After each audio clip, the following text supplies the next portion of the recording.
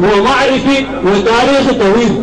في الآخر انتج لنا شخصيات قاعد تكون زي المرغني، وشخصيات قاعد تكون زي إسرائيل المهدي، وشخصيات قاعد تكون زي نهود. إذا إمكانية المعالجة لهذه الشخصيات إلا من خلال الرجوع إلى التاريخ، إلا من خلال الرجوع إلى التاريخ، والتاريخ لا يرجع للوراء لتصحيح مسار التاريخ. إذا هذه الشخصيات تكونت وتبلورت وما في طريقة ثانية لأنها تتغير. إذا لابد من التغيير الجذري داخل الأحزاب السياسية السودانية، التغيير الجذري داخل الأحزاب السياسية السودانية. يا أخواننا ببساطة يعني أنا استحضرتني نقطة في اللحظة دي، إنه في فترة من الفترات يعني كنا في مجمع وخدت فرصة وقعدت أنتقد في السيد محمد عثمان المرغني كغاية سياسي بالنسبة لي، لا كشيخ ولا فقيه ولا زول بعتقد فيه، إنه افتكر إنه السيد محمد عثمان أقعد مسيرة الحزب في فترة قادمة، فإذا بأحد الخطوية ولا بعتبرهم جزء من العقلية السياسية القديمة أو أسيرين من العقلية السياسية القديمة أو جزء من البرامج الجدد داخل الأحزاب السياسية السودانية، يعني بقول لي أنت من وش تنقل السيد محمد عثمان المرغني؟ لا أخذ السيد عثمان المرغني ما تربطني معه علاقة سياسية، والعلاقة السياسية ضرورة تستحمل النقد وتستحمل إنه يكون في شفافية داخل الحزب السياسي. فبقول لي يا أخي نقد السيد محمد عثمان المرغني يحتاج إلى معرفة عرفانية، يحتاج إلى معرفة عرفانية، والحقيقة التاريخ أنا لا أمتلك هذه المعرفة العرفانية، فسكت عن نقد السيد محمد عثمان المرغني أمام هذا المجمع. وتبدأ يا أخواننا العقلية السياسية القديمة، وده الصراع اللي حتكلم عنه بعدين داخل الأحزاب بصورة عامة وداخل الحزب الاتحاد الديمقراطي بشكل خاص. هو أخواننا الصراع الذي طلع للسطح ده هو صراع ما بين الليبراليين وما بين الطائفيين، صراع ما بين الليبراليين والطائفيين داخل الحزب الاتحادي الديمقراطي. صراع عنيف جدا، والصراع في الآخر أبرز لنا القوة بتاعت المثقفين وميزوا لنا في صف واحد.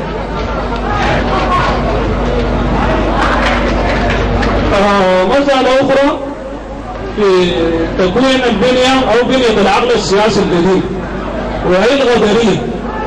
الغدرية في الفعل السياسي، الغدرية في الفعل السياسي. يعني يا أخواننا السيد رئيس الحزب أو السيد رئيس الحكومة يقعد قاعد ومنتظر من غير برنامج سياسي من غير احتياجات سياسية، يقعد ينتظر الأحداث السياسية تمر وفي الآخر يعزيها للغدر، يعزيها للغدر. وهذه أزمة كبيرة جدا. يعني في سيول 88 السيول الجاء سنة 88 ممكن احنا أو أنا كرئيس الحكومة أعزي هذه المسألة لأنها مسألة غدرية، ممكن أعزيها لأنها مسألة غدرية، ولكن بالضرورة إنه أنا أكون في وضع الفعل السياسي محتاط لأنه تكون السنة دي حيكون في سيول، لأنه في حاجة اسمها الإرصاد الجوي، حاجة اسمها الإرصاد الجوي. هو بيأكد لي إنه الخريف السنة دي حيكون كده. بناء على الإرصاد الجوي أنا بعد ذاك بجي أتم احتياطاتي السياسية، لكن أنا أنتظر لحد ما تحصل كارثة السيول وأجي أجيب مجمع إن أقول ربنا سبحانه وتعالى أراد ذلك. هذا فشل بالنسبة للسياسيين، فشل. وما ممكن يعني أي زول يعني الكلام ما يحتاج للسياسي، يعني عشان في الآخر الزول يرجع هذه المسألة لمسألة غدرية ما بيحتاج للسياسي. يعني يمكن أي زول يكون في رئاسة الحكومة وبعد ذلك يجي يتكلم عن إنه السيول اللي حصلت في كسلة وأدت انهيار مدينة كاملة هي كانت من الغداء والغدر. وين السدود؟ وين الاحتياطات؟ حتى بعد انتهت الكارثة بعد ذلك حصل شنو؟ إذا يا أخواننا هذه العقلية السياسية القديمة، ولا بد من تفكيك العقلية السياسية القديمة، لا عن طريق الثورة ولا عن طريق الإخصاء، ولكن عن طريق المساهمة في إيجاد نموذج جديد لتجاوز هذه العقلية السياسية القديمة. وده دور الطلاب، ده دور الطلاب في الفترة القادمة.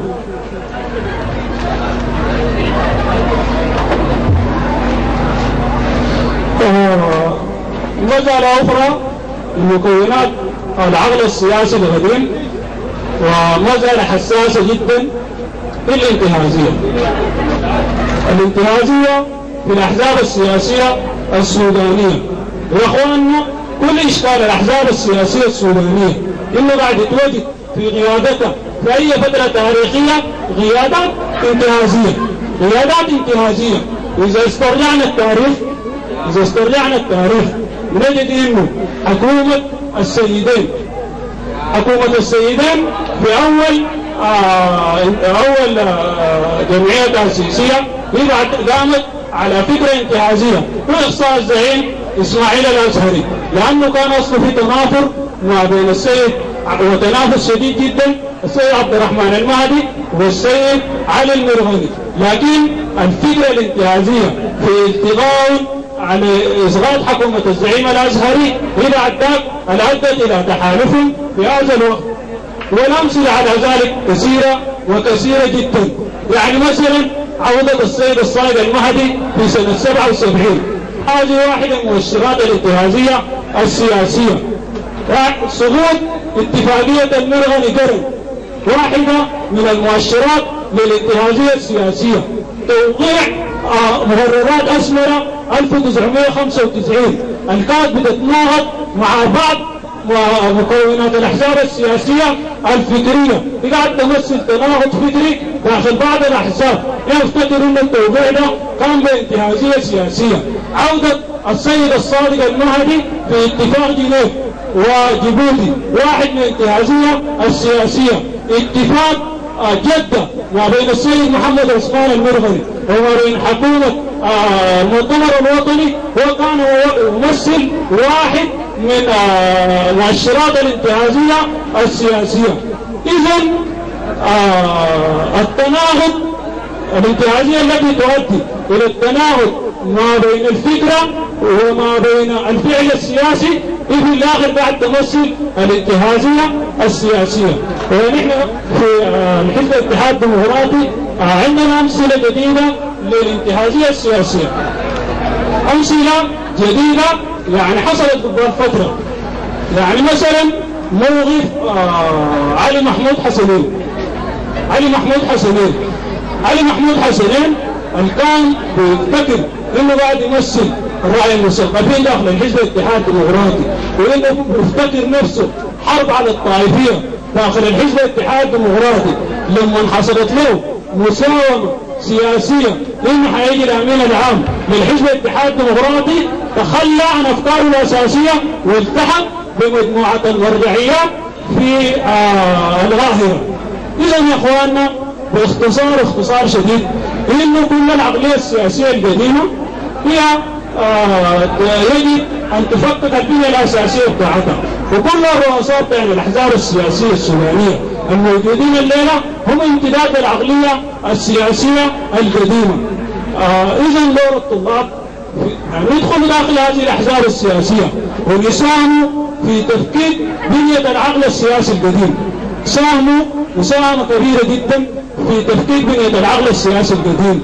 يا اخواننا لا بد من اجيال صاحبة، لا بد من افكار جديدة، لا بد من جيل يطرح افكار تتناسب ومتغيرات الواقع بتاعه، لا بد من سقوط الديناصورات القديمة.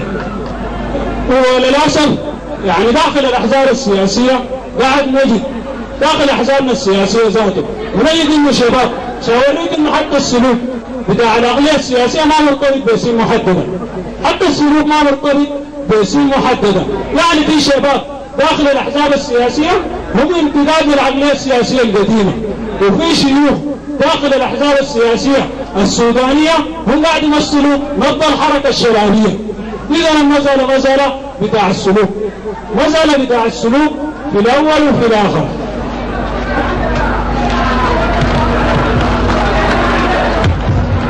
يجب على الطلاب انه يقوموا بها ويساهموا فيها مساهمة كبيرة. النوبي ما قاعد يستحمل في الشرق، وفي الشرق بيفتكر البجاوي او البني عابري بيفتكر انه هو بيمثل العنصر العربي الخالص في السودان. اذا هنالك ردة، يوجد هنالك ردة يا اخواننا. الكلام لما يجي زي يتكلم لك عن الهوية، يجي زي يتكلم لك عن الهوية يتكلم عن الأمة السودانية، هذا كلام ما صحيح.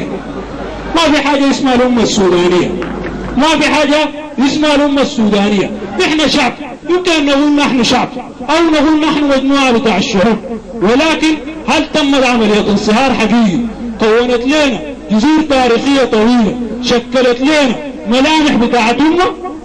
هل هذا موجود؟ إذن يا إخواننا الكلام عن الهوية هو بالآخر عملية أو شكل إشكال كبير جدا، وحيؤدي إلى تفكيك النسيج الاجتماعي السوداني، حيؤدي إلى تفكيك النسيج الاجتماعي.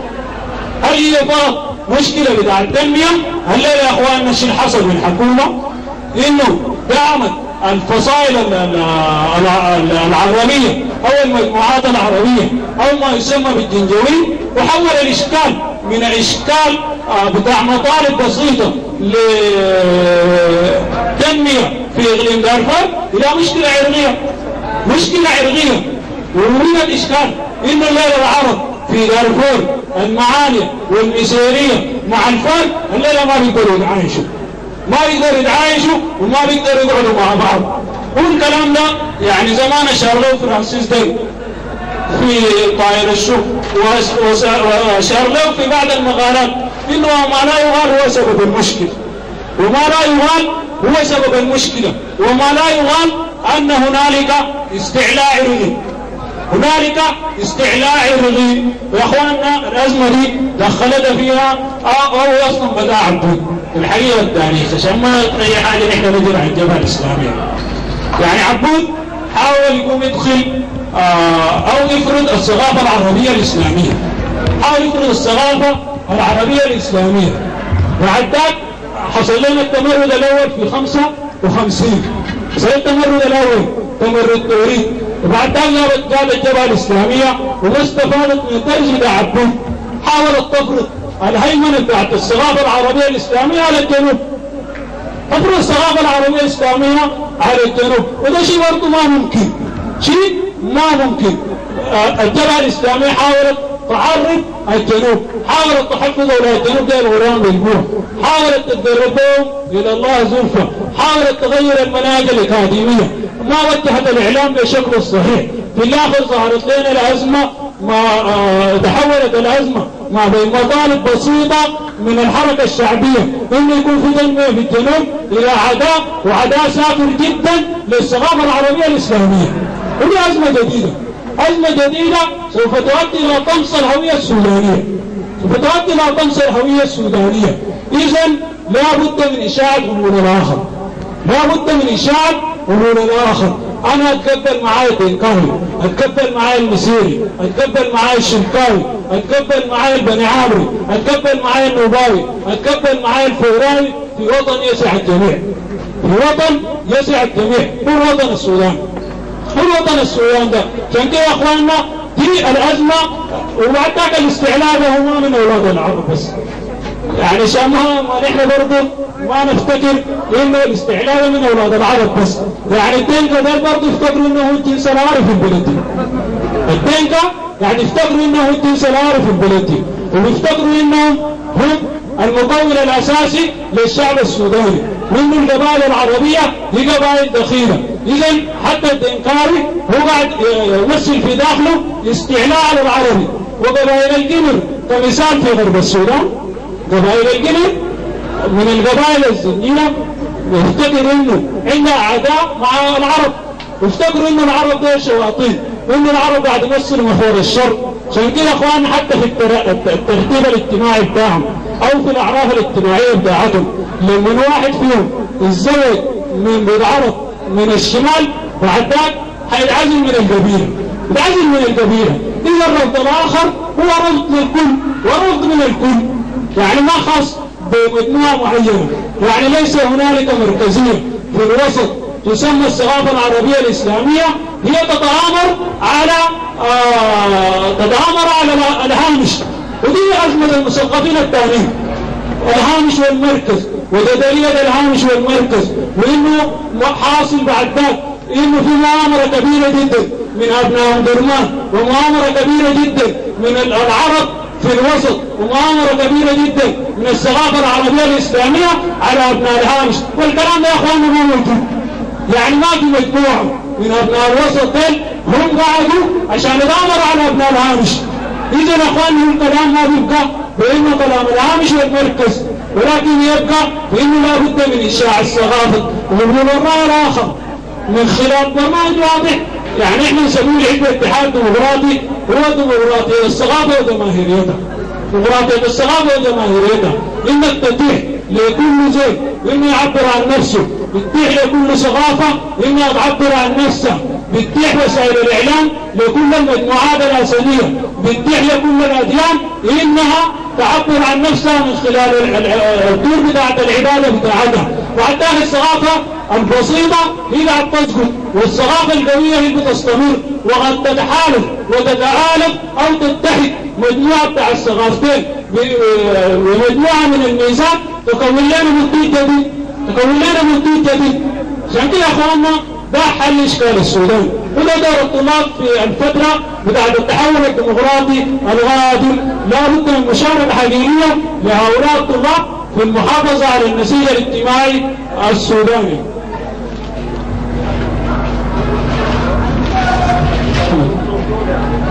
عند الجيل الثالث في الحركة الوطنية، الجيل الثالث ده بيمثلوا احنا وبتمثلوا قاعدين الليل. محمد ابو قاسم حاج حمد يتكلم عن هذا الجيل الثالث، يقول ان هذا الجيل هو جيل متمرد وجيل رافض لكل اشكال الانتماء العرقي والانتماء الطائفي والانتماء الديني. والجيل الثالث من الحركة الوطنية. إذا هذا الجيل هو في رأينا نحن إذا ثبتنا المعطية بتاعت محمد ابو قاسم حاج حمد، هو قاعد يرفض القوى الطائفية وقاعد يرفض القوى العشائرية. وإذا كان القوى الطائفية هي بتمثل حتى القوى الدينية، إذا كان القوى الطائفية والقوى الدينية هي تمثل المرجعية الميتافيزيقية أو المرجعية الغيبية، والطرف الآخر الطائفية أو العشائرية قاعد تمثل رجوع ورد للتكوينات البسيطة. إذن هذا الجيل بالضرورة هو جيل عقلاني. إذن هذا الجيل الثالث بالضرورة هو جيل عقلاني، رفض في البداية الانتماءات البسيطة، ورفض الرجوع للمجتمع البسيط في الشكل بتاع الارتداد العشائري البسيط، ورفض القوى الغيبية ممثلة في الطائفية وفي القوى الدينية. إذن هذا الجيل هو جيل عقلاني، جيل عقلاني، جيل لا يخضع تفكيره إلى المؤثرات الغيبية، جيل منفك من المقبلات الداخلية الموروثة. إذن هذا الجيل هو جيل عقلاني. وطالما أن هذا الجيل جيل عقلاني فبالضرورة أنه يكون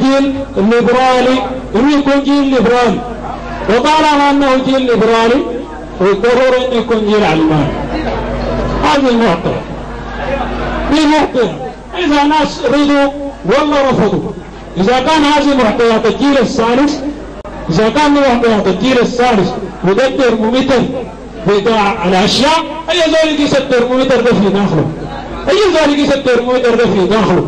إذا توجد إنه رافض للانتماء الطائفي ورافض للانتماء الديني ورافض للانتماء العشائري فبالضرورة وينتقل للمرحلة اللي بعدها يثبت إنه زول عقلاني. وطالما إنه زول عقلاني بالضرورة إنه يكون زول ليبرالي. بعد ذاك إذا دار يقول إنه علماني أو ما دار يقول علماني، ودي محصلة نهائية، دي محصلة نهائية. وما ننكر يا اخواننا انه حتى مقولة محمد ابو قاسم حاج حمد ليست على اطلاقها، ليست على اطلاقها. داخل هذا الجيل الثالث الليلة يا اخواننا في ناس بيحتكموا ليه، داخل هذا الجيل الثالث، داخل هذا الجيل الثالث في مجموعة بتاعت انتهازيين. داخل الجيل الثالث الليلة قاعد يرهنوا ارادتهم للشيخ. يا اخواننا احنا ما عندنا مشكلة مع النسيج الاجتماعي السوداني، وما عندنا مشكلة مع ان الصوفية هم جزء واساسي من مكونات النسيج الاجتماعي السوداني. لكن اخواننا السياسة عندنا مناحي اخرى، لهذه السياسة مناحي أخرى إذا كانت العلاقة ما بين السياسي والسياسي هي علاقة برنامج، وبالضرورة إن البرنامج ده يشكل لنا حل أمني. لكن الربط ما بين شكل إدارة الطائفة زي ما كان في الحزب الاتحاد الديمقراطي سابقا وفي حزب الأمة، وما بين إدارة الحزب هم قاعد يشكل ازدواجية. وأن أخواننا التركيبة بتاعت الطائفية يعني بشكل بسيط، التركيبة بتاعت الطائفية إنه في التصوف إنه العلاقة بين المريد والشيخ هي علاقة بتاعت إذعان وطاعة كاملة، علاقة بتاعت إذعان وطاعة كاملة، والمريد بين يدي شيخه، وهذه مقولة صوفية أو من الصوابط الصوفية كالجنازة بين يدي غاسلها، يعني يقول لا امشي يمين يمشي يمين يمشي يسار يمشي يسار، أبقى رأسمالي يبقى رأسمالي، أبقى علماني يبقى علماني، أي حاجة يعني قناعات الزر يمكن تتغير حسب قناعة الشيخ بتاعه، وده ما ممكن تكون علاقة داخل حزب سياسي في بداية الفية ثالثة، في بداية الفية ثالثة. ويا اخواننا ذاته يعني زي ما بقول ماركس فيبر انه هنالك ثلاث انواع لانماط الغيادة، ثلاث انواع لانماط الغيادة. في الغيادة الكاريزمية، غيادة كاريزمية، الغيادة الكاريزمية دي كان بيمثلها نكرو وبعد يمثلها نهرو وبعد يمثلها الزعيم اسماعيل الازهري والشريف حسين الهندي، وكانت مقبولة في وقتها وكانت ضرورية، كانت ضرورية. لكن هذه الغيادة الكاريزمية مع متحركات التاريخ الآن انتهت الغيادة الكاريزمية. ويقول ماركس فيبر أن هنالك غيادة أخرى هي الغيادة الدينية، هذه هي الغيادة الدينية، وهذه الغيادة لا تصلح كنمط لإدارة الحزب الحديث حسب مقولة ماركس فيبر.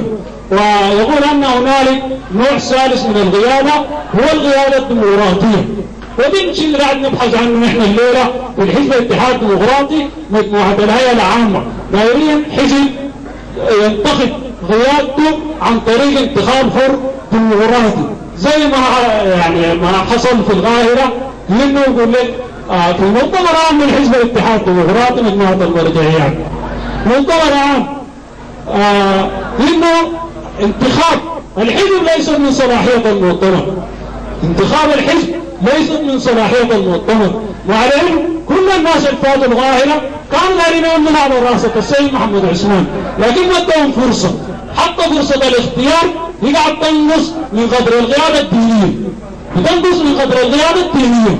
عشان كده يا اخواننا المسألة هي مسألة فكرية عميقة، مسألة فكرية عميقة، لا مسألة بتاعت اختلافات وقتية.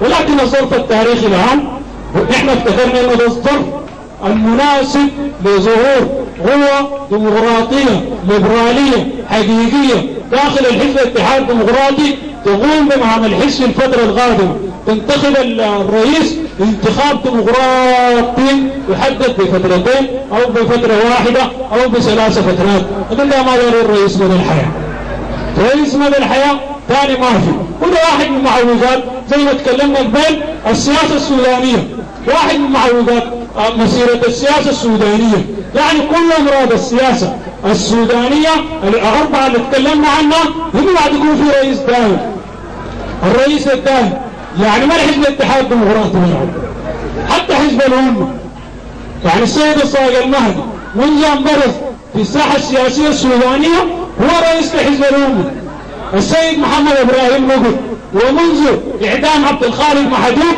هو رئيس للحزب الشيوعي السوداني، حسن الترابي ومنذ توليه رئاسة الحركة الإسلامية هو رئيس للجبهة الإسلامية. إذا هذه هي إشكالات الشعب السوداني، ودي إشكالات الأحزاب السياسية السودانية، ودي أنماط بتاعت غيادة بالية، أنماط بتاعت غيادة بالية ومنتهية. إذا الجيل الثالث، الجيل المتمرد، الجيل الرافض لابد انه وعداك رفض ده يعبر عنه من خلال مؤسسات المجتمع المدني، لابد ان يعبر عن الرفض ده داخل الاحزاب السياسيه السودانيه. وسؤال للحركه الطلابيه، انه ليه ما بدنا ندخل الاحزاب السياسيه السودانيه؟ وشنو بيخلينا انا كشاب زيكم وكطالب وكزول اعتبر نفسي من المثقفين، لانه شنو بخلينا ادخل الحزب الاتحاد الديمقراطي؟ الحزب بكل سواءاته، لكن نحن نفتكر ان هذا الحزب الاتحاد الديمقراطي هو صمام امان الشعب السوداني وصمام امان الوحده الوطنيه، واذا صلح حال هذا الحزب الاتحاد الديمقراطي يمكن ان يصلح حال هذا الوطن. عشان كده يا اخواننا نحن ما جينا عشان نتمسح في اقدام الساده، ولا جينا عشان نقارن عاش ابو هاشم، ولا جينا عشان نثبت غياب السيد محمد عثمان المرغني، لكن جينا عشان نحس بباب السيد محمد عثمان المرغني. جينا عشان نبني مؤسسيه حقيقيه داخل حزب الوسط الحزب الاتحاد الديمقراطي. جينا عشان نبرز قياده جديده تمرق بينا من شكل القيادات الباليه. عشان كده ظللنا نعاني داخل الحزب الاتحاد الديمقراطي، ظللنا نعاني داخل الحزب الاتحاد الديمقراطي، لانه بناء المؤسسه هو شكل صعب، ولأن الجيل الثالث الموجود معنا هو ما دخل معنا المعركة دي. الجيل الثالث الممثل في الطلاب الفلوتر دين وممثل في الخريجين الفلوتر وما دخل معنا المعركة دي. يعني هو كان عنده آراء بيفتكر انه الاحزاب دي احزاب غير منتجة، واحزاب غير ذات برنامج، واحزاب غير قادرة على تحقيق برنامج وطني للسودان. دي كانت الآراء الخاصة بهم، لكن نحن احترامنا التام لهذه الاراء يجب ان تطرح هذه الاراء وان تناقش. يعني بخليني شو انا اجي ادخل الحزب الاتحاد الديمقراطي ده سؤال كبير، وبعد ذاك الفتره التاريخيه الجايه اصلا ما بتستحمل. يعني يجب على كل الطلاب انه بعد ذاك يبرزوا في الفتره السياسيه القادمه عشان يكون في تحول ديمقراطي حقيقي، عشان ما يكون في سماح ديمقراطي بس، عشان ما الجبهه الاسلاميه او المؤتمر الوطني والحركه الشعبيه طرفي النقيض ديل بعد ذاك يجي لنا دكتاتوريه جديده، عشان ما الفتره بتاعت ال6 سنين القادمه تاتي لنا الانفصال في نهايه المطاف، وما تاتي لنا الانفصال في نهايه المطاف. فكده يا اخواننا الطلاب يجب ان يعوا بدورهم التاريخي، إن الفترة القادمة لا تستحمل الوقوف على السياج، ولا تستحمل الوقوف على الرصيف، ولا تستحمل النظر إلى الأشياء من الأبراج العادية، ولكن يجب أن تنزل الحركة الطلابية إلى الشارع السوداني، ويجب أن تخترق الحركة الطلابية الأحزاب السياسية القديمة، يجب أن تخترق هذه الأحزاب، ويجب أن تقدم رؤية جديدة داخل هذه الأحزاب السياسية، يجب أن تؤطر بأفكار حقيقية داخل الأحزاب السياسية السودانية، يجب أن تتحد وأن تتحالف كجيل جديد وكجيل رائد وكجيل قدام المستقبل، إنها تنتزع حقوق المشروعة من الجيل الثاني، يجب إنها تتحالف لانتزاع حقوق المشروعة من الجيل الثاني. واخوانا دي ما دعوه بانكم تخشوا الحزب الاتحاد الديمقراطي، لكن بغير ما انها دعوه للمشاركه، اذا قلنا انه المعطى انه هذا الجيل هو جيل ليبرالي وجيل عقلاني، اذا هو جيل جيد، هذا هو الثابت، ولا بد من اتحاد الثابت مع الغايب عشان يكون لنا معادله رياضيه، يعني المطلوب هو المشاركه السياسيه، والثابت انه في جيل جيد لا بد من اتحاد الجيل الجيد مع المشاركه السياسيه عشان ينتج لنا معادله سياسيه جديده. ده يا اخواننا الشكل المفترض يكون في الفتره القادمه. الناس مفترض بعد ذلك تدخل وتخترق هذه الاحزاب السياسيه. تعالوا احنا في الحزب الاتحاد الديمقراطي وشوفوا، والتحليل الكبير اللي قلت لكم ان اليمين انتهى واليسار انتهى، لكن برضه في حاجه اسمها اليسار الديمقراطي، وده يمكن يكون مفيد، وما دعوه لانكم تمشوا اليسار ولا تمشوا الوسط، لكن ده تحليل بسيط حسب المعطيات الموجوده. لكن يا اخواننا في اشكال حقيقي لليسار الديمقراطي، لانه ما قادر يتواصل مع الجماهير، ما قادر ينتج برنامج يتناسب والجماهير السودانيه، ما قادر ينزل للقواعد الموجوده دي تحت. عشان كده يا اخواننا بيبقى الفرق ما بين الوسط انه قادر يكون عنده امتدادات الجماهيريه، وده اليسار عنده الرغبه بتاعت التغيير. والوسط يمكن أن يملك رغبة التغيير. ويا إخواننا اليمين ما تقربوا منه، اليمين ما في زول يقرب منه، اليمين ده ساكن. إذا كان الوسط هو التغيير أو هو تغيير عن طريق الوسائل الإصلاحية، وإذا كان اليسار هو التغيير عن طريق الوسائل الثورية، إذا الوسط متحرك، وإذا اليسار متحرك، ويمكن للمتحرك أن يتحرك تجاه المتحرك. يمكن أن يتم تحالف في الفترة القادمة ما بين الوسط وما بين اليسار الديمقراطي لمدابحة اليمين المشتت. وإذا كان اليمين هو المحافظة والسكون، بعد ذلك ما في حركة تجاه اليمين، لأن الحركة تجاه اليمين تعني حركة تجاه السكون، والحركة تجاه السكون تعني التلاشي. ما في زول ما بيتلاشى، ما في زول هيمشي تجاه انه يتلاشى. عشان كده يا اخواننا إذا حصلت حركة حقيقية، إذا حصلت حركة حقيقية ما بين الحركة الشعبية وما بين المؤتمر الوطني هو حركة اليمين تجاه اليسار. وإذا كان اليسار أصلا متحرك وتحرك تجاه اليمين فسوف يوصل النقطة الأخيرة. إذا الحركة الشعبية دي تحالفت مع الجبهة الإسلامية بحكومة واحدة يبعد ذاك وصلت نهايتها. والكلام ده قبل كده قلناه إنه وين برنامج السواهد؟ وين برنامج السواهد؟ الجبهة الإسلامية ليه تنازل عن ثوابتها؟ الحركة الشعبية ليه تخلت عن مشروع السودان الجديد؟ ليه تخلت عن مشروع السودان الجديد؟ لأنه في حركة ما بين اليمين وحركة ما بين اليسار بتنهيهم الاثنين. عشان كده لا بد من الرجوع إلى الأجندة القديمة، لا بد من رجوع الحركة الشعبية لمشروع السودان الجديد، لا بد من الرجوع لتفكيك حكومة الحزب الواحد لصالح هذا الوطن السودان، عشان الحركة بعد تكون حركة طبيعية، وعشان المسار يكون مسار طبيعي، وعشان الديمقراطية تكون مفتوحة ومشرعة الأبواب لكل الناس، تكون مفتوحة ومشرعة الأبواب لكل الناس.